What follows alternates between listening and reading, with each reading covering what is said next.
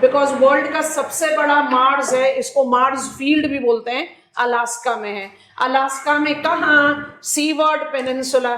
So I want all of you to notice this. Physical, political map, I think physical it will be more evident. Are all of us noticing this peninsula of Alaska? It is called Seaward Peninsula. दिखा कि नहीं?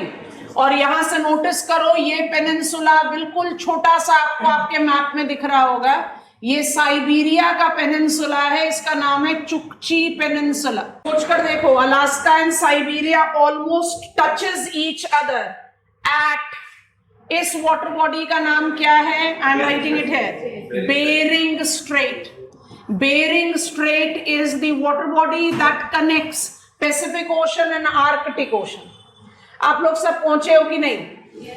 अभी हम आपको एक map दिखाएंगे, वो कौन से स्पॉट पर होगा? यहाँ सीवर्ड पेनिनसुला के नदर्न टिप पर. So I just want to make it with red. ये वाला एरिया है जिसको हम अभी डिमार्केट आउट करेंगे. आप बस यहाँ पर नाम लिखेंगे.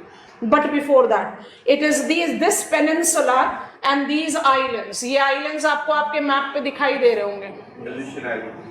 Aleutian Islands. ALUE. Aleutian Islands belongs to United States of America. International date line. 180 degrees longitude तो ऐसे जाएगा. 180 डिग्रीज लॉन्जिट्यूड क्या है? एंटीपोडल लाइन है. फ्रेम से बाहर चला गया, यहां लिख देते हैं 180. 180 डिग्रीज लॉन्जिट्यूड क्या है? एंटीपोडल लाइन है. मरीडियंस आर हाफ सर्कल्स. तो अगर ये मेरा 0 डिग्रीज प्राइम मरीडियन है, तो जो उसका एंटीपोडल लाइन होगा, इक्वेटर क्या है? सर्कल है ना, तो 0 डिग्रीज. बट मरीडियन लॉन्जिट्यूड क्या है? Half circle. So this is my 0 degrees prime meridian बोलते हैं इसको. और उसका जो एंटीपोडल लाइन होगा वो क्या होगा? 180 डिग्रीज. सो 90 एंड 180 डिग्रीज दोनों का हाफ सर्कल होना चाहिए. But 180 degrees is also international date line. तो ये इंटरनेशनल डेट लाइन में कुछ बेंट्स हैं, आप सबको पता होगा. पहला बेंट होता है इधर, ताकि चुकची पेनिनसुला ईस्टर्न हेमिस्फेयर में रहे. नहीं तो ये वाला पार्ट चुकची पेनिनसुला का है तो रशिया का, लेकिन एक दिन अलग चलता है इसका टाइम. कमान 24 आवर्स का डिफरेंस हो गया ना. और दूसरा बेंट आता है इधर, ताकि अलूशियन आइलैंड्स रहे वेस्टर्न हेमिस्फेयर पर. I hope you are understanding. Northern hemisphere के जो दो सबसे मेजर बेंट्स हैं of international date line, that has to do with Chukchi and Aleutian. और चुकची पेनिनसुला पे क्यों चले गए? एडिशनल इंफॉर्मेशन दे दिया आपको, क्योंकि हमें वर्ल्ड का सबसे बड़ा मार्स फील्ड रिकॉग्नाइज करना है. आपने अपने स्कूल एटलसेस में सीवर्ड पेनिनसुला देख लिया.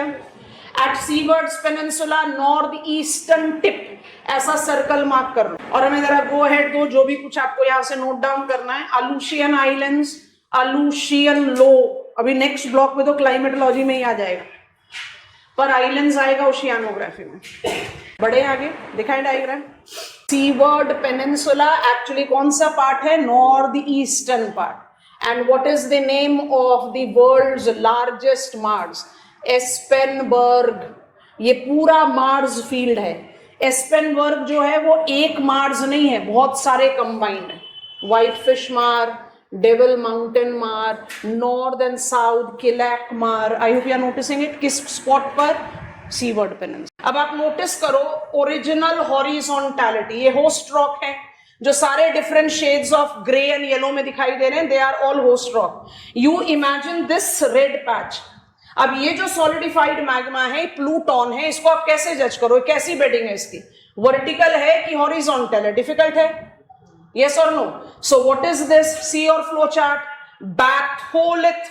Batholith is a massive Pluton. समझ में आ रहा है? Massive has to do with size, truly. But massive has to more do with what? Difficult to decipher the alignment. Comfortable? Please see the two more features here. This is my sill and this is a die. एक जो दिमाग में हमेशा myth रहता है ना, उस myth को हटाने के लिए ही कल जो डायग्राम 2 बार आपने डिफरेंट तरीके से कॉपी किया, उसको भी अब एक बार खोल रहे हैं. पहले इसको ध्यान से देखो. Dike, sill. Sill is par excellent, concordant tabular. Dike is par excellent, discordant tabular. समझ में आ रहा है कि नहीं? अच्छा, सिल और डाइक को आपने स्पेसिफिकली डाल दिया, बैथोलिथ को स्पेसिफिकली डाल दिया। फ्लो चार्ट को देखो, हमने दोनों को कंबाइन कर दिया। टैब्यूलर में कंकॉर्डेंट डिस्कॉर्डेंट को कंबाइन करके 3 और नाम लिखे हैं, जिसमें हमारे फिगर में सिर्फ एक नाम है। पहले इसको देख लो। आई थिंक सिल और लैकोलिथ साथ में दिख जाए तो काम बन जाएगा। दिख रहा है? अब मेरा ध्यान से बताओ, ये सिल है और ये लैकोलिथ है। एक comparison, laccolith is dome shaped deposit of magma, sill is horizontal near horizon. Match the magma type, laccolith, sill, कौन कौन सा मैग्मा डालोगे? लैकोलिथ में कौन सा मैग्मा होना चाहिए? कंपेयर, कंपैरिजन, मोर फेल्सिक। जब मोर फेल्सिक होगा तभी तो कोनिकल एज दे पाएगा। मोर मोबाइल होगा तो बिल्कुल सिल बनेगा। यस और नो? अच्छा, ये वाला इस बार आपको प्रीलिम्स में क्वेश्चन पूछा हुआ है पीएनएस बॉडी बेस पर। Volcanism by default, physical geography, world and India is your syllabus of prelims. Question पूछे भी जा चुके हैं if you go to the older question paper. Supposedly, this year they never asked this question. Tables, you have to match the pair. So मान लो कि एक column में आपको दिया हुआ है सिल और दूसरा दिया है लैकोलिथ और दूसरे कॉलम में आपको दिया है कंकॉर्डेंट एंड डिस्कॉर्डेंट। तो sill can not change the category, sill will always be concordant. और यहां लैकोलिथ को कहां डाल दोगे? Discordant. Comfortable? Now think about changing the choice given to me.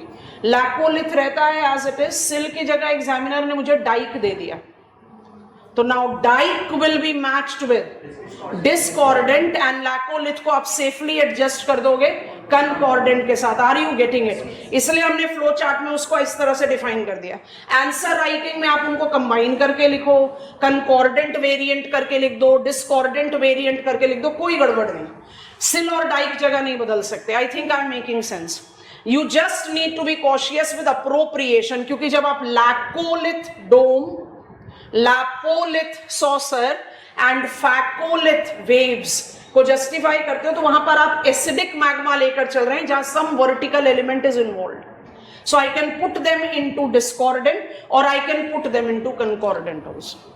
All such plutons do not make surface exposure, but some of them are. Batholith, ये किसने पूछा? वैभव, गलत। बैथोलिथ टैब्यूलर है ही नहीं। क्वेश्चन वैभव इज आस्किंग कि हम क्या बैथोलिथ को दोनों में डाल दें, कंकॉर्डेंट एंड डिस्कॉर्डेंट?